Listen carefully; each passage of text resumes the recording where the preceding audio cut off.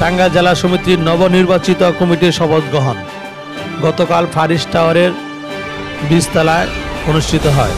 এতে অংশগ্রহণ করেন টাঙ্গাইলের বিভিন্ন ব্যক্তিবর্গ।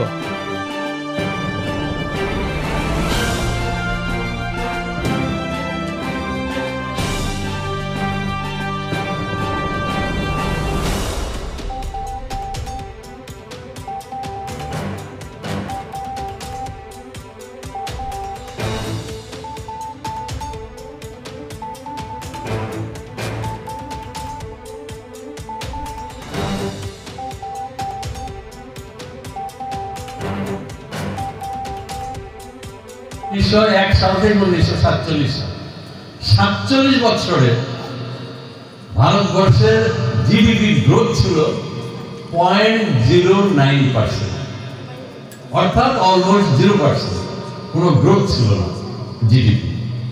সেই বাংলাদেশে 8% পর্যন্ত গ্রোথ হয়েছে। এই যে করোনা, তার মধ্যেও ভারত, জাপান, যুক্তরাষ্ট্র সব দেশে নেগেটিভ গ্রোথ, তখনও বাংলাদেশের 3.35 গ্রোথ আমরা অর্জন করেছি। এত যে চড়াই উতরাই যাচ্ছে, ডলারের সংকট, তারপরও এই বছরও আমাদের গ্রোথ 5.7%। পাকিস্তানের সময়, পাকিস্তানের 15 বছর যে জিডিপির গ্রোথ ছিল, সেই জিডিপির গ্রোথ যদি থাকতো, তাহলে আপনার বাংলাদেশের মানুষের মাথা পিছু আয় ডাবল হতে 1500 বছর লাগতো। কাজকর্ম করার অনেক প্ল্যাটফর্ম আছে, কিন্তু এই জেলা সমিতি এটি সকল টাঙ্গাইলবাসীর প্রতিষ্ঠা।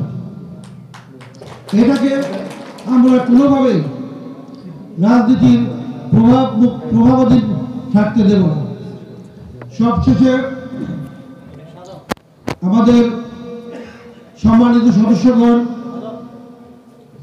এই যে নির্বাচন অনুষ্ঠিত হয়েছে, এই নির্বাচনে এই বিজয়ের সবচেয়ে বড় দাবিদার আপনারা।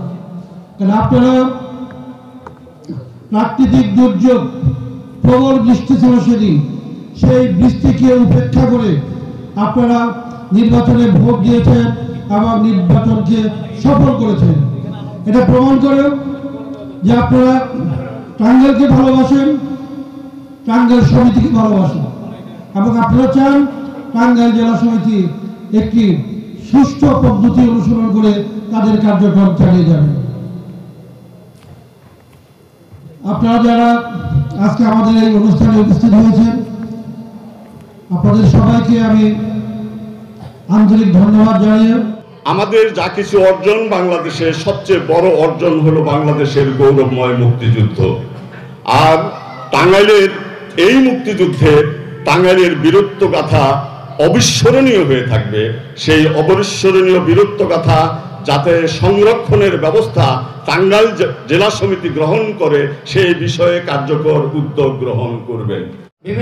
বিভিন্ন রাজনীতির লোকজন আমাদের সঙ্গে আছেন। এইটাই হওয়া উচিত, এইটাই হওয়া উচিত সহমর্মিতার জন্য।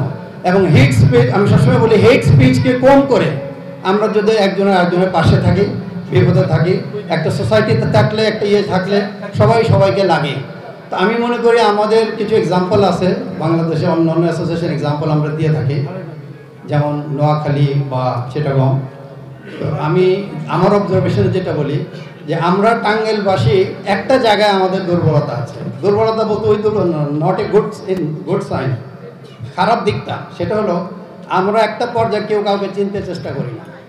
আপনি আজকে যে 9-10টা পয়েন্ট দিয়েছেন, এই কাজগুলো করতে হইলেই শুধু আপনার একার পক্ষে এটা সম্ভব না। কোনো দিনই একটা সমিতি একক নেতৃত্বে এককের পক্ষে চালানো সম্ভব না যদি টিম ওয়ার্ক ভালো না হয়। এবং এখানে অনেক কিছু করণীয় আছে। সমিতির কাজ হলো এলাকার লোকজনের জন্য বিভিন্ন ধরনের কাজ করা।